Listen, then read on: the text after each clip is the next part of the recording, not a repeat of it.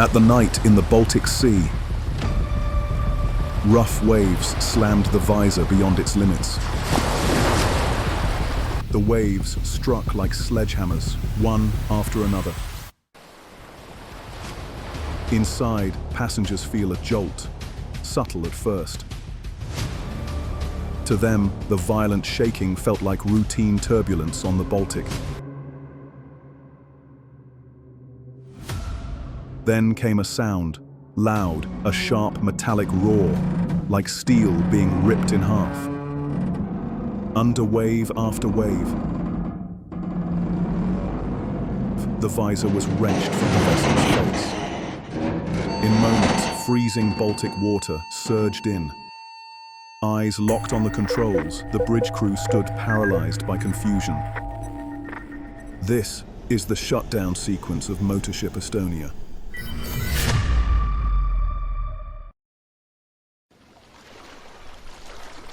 September 27th, 1994. The Estonian-flagged ro-ro vessel MS Estonia lay docked in Tallinn, preparing for its scheduled overnight voyage to Stockholm, Sweden. The vessel operated a scheduled overnight ferry service across the Baltic Sea, connecting Tallinn with Stockholm. It was a favored corridor for tourism, commerce, and logistics, linking the two countries' economy and culture.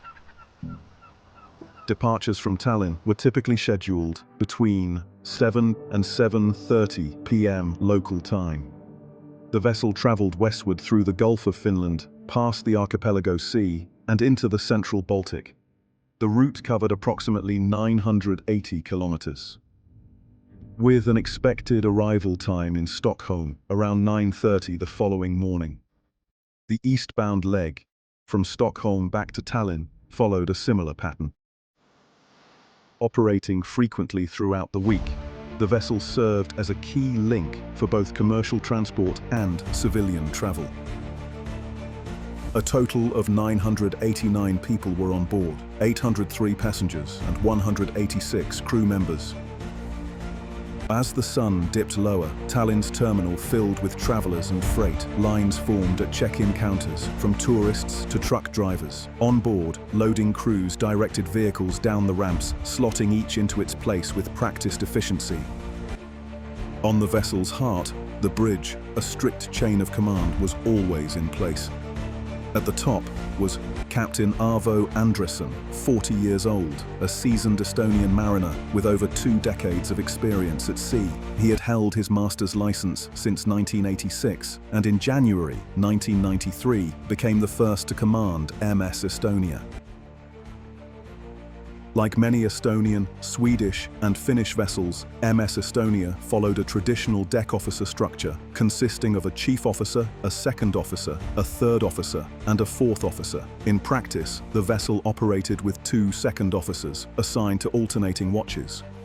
For clarity in the investigation, they were designated Second Officer A and Second Officer B. Each was fully qualified to stand watch, oversee navigation, monitor radar, and respond to any changes in sea or ship conditions. This layered structure was designed to ensure round-the-clock supervision from trained navigators on the bridge, a standard procedure in commercial Baltic ferry operations.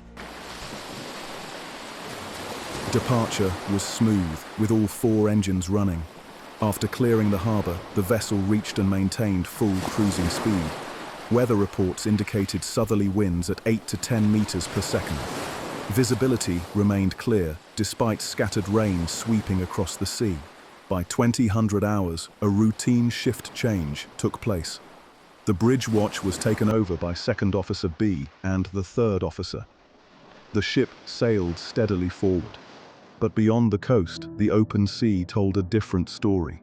A subtle lean to starboard began to show, a product of wind, uneven cargo, and weight imbalance across the deck.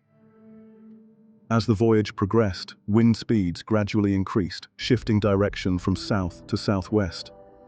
Visibility conditions remained favorable, generally above 10 nautical miles. But by midnight, the Baltic turned restless. Winds struck at 15 to 20 meters per second. Waves towered at 3 to 4 meters. Around 0025 hours, the vessel crossed a navigation waypoint at 59 degrees 20 minutes north, 22 degrees 0 minutes east. The vessel adjusted to a true course of 287 degrees, maintaining a speed of around 14 knots. Seas began to strike on the port side forward, causing increased lateral motion.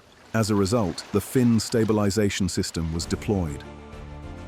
These are hydraulically operated fins mounted beneath the waterline on both sides of the hull.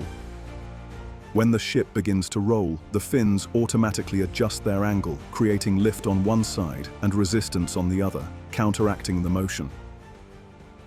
Controlled by gyroscopes and motion sensors, reacting in real time to changes in wave action, it doesn't stop the sea, but it reduces discomfort, improves stability, and protects critical onboard operations during heavy weather. Just before 1 a.m., during a routine patrol on the car deck, a seaman on watch heard a sharp metallic bang from the bow, a sound that stood out, even in rough seas. He quickly reported the noise to Second Officer B on the bridge. The officer, following protocol, ordered him to investigate. The seaman waited near the ramp, listening closely. He checked the indicator lights for both the bow visor and the ramp locks. All systems appeared normal. No alarms, no visible signs of failure. He relayed the all clear. At 1 a.m., the bridge watch rotated. Second Officer A and the fourth officer assumed control. Around 1:05 a.m., faint but persistent metallic noises were heard throughout the ship. It wasn't the usual groan of steel against sea. Some assumed it was just rough weather. Others weren't so sure. Off-duty crew members also noticed a series of sharp, unnatural bangs. On the bridge, reports of the noises by the concerned passengers began coming in by telephone. The captain returned, and not far behind, the seaman on duty completed his deck patrol. He was instructed to investigate the source of the noises, to check the car deck for any signs of trouble. The seaman never reached the car deck. Around 1:15 a.m., a critical structural failure occurred. The bow visor, under extreme wave pressure, tore away from its hinges. The situation was spiraling beyond control. Passengers scrambled up stairwells in confusion and fear. Many were still in their cabins, trapped with no way out. Those who reached the upper decks were handed life jackets. Some leapt into the sea. Others were swept overboard by the force of the waves. At around 1:20 a.m., a faint voice, female, distressed, cut through the silence over the public address system. Alarm, alarm, there is alarm on the ship. Moments later, the internal crew alarm blared, and then, the last signal, the general lifeboat alarm. But for most on board, it had come far too late. At 1:22 a.m., the first distress call was transmitted over VHF. VHF, short for very high frequency, is the lifeline of maritime communication. Operating between 30 and 300 MHz, it connects ships, ports, and rescue services in real time. When disaster strikes at sea, it's through VHF that Mayday calls are made. Brief, urgent, and often the last voice from a vessel in peril. A strained, urgent voice crackled over the radio waves from the bridge of MS Estonia. Mayday, Mayday. Moments later, at precisely 1:23 a.m., a second distress call followed. The signal was received by at least 14 radio stations, both ashore and at sea. Among them, the Maritime Rescue Coordination Center in Turku. The message was unmistakable. Estonia was in grave distress. Around this time, all 4 main engines shut down. The main generators soon followed, plunging most of the ship into darkness. The emergency generator activated automatically, powering only critical systems and sparse lighting on deck. With propulsion lost, the vessel was left drifting, broadside to the rising Baltic waves. The list to starboard grew worse. Water had begun seeping into the accommodation decks. Flooding progressed rapidly. By 1:30 a.m., the starboard side was completely submerged. As the vessel rolled past 90 degrees, it was nearly capsized. Then, in a swift final plunge, the stern sank first. By 1:50 a.m., Estonia vanished from radar, gone beneath the Baltic Sea. Rescue operations were coordinated by the Maritime Rescue Coordination Center in Turku. Around 1 hour after Estonia disappeared beneath the waves, 4 nearby passenger ferries reached the disaster area. Air support was mobilized. At 3:05 a.m., the first rescue helicopter arrived at the scene. Through the night and into the early morning, helicopters and rescue ships pulled 138 survivors from the sea. One would later die in hospital.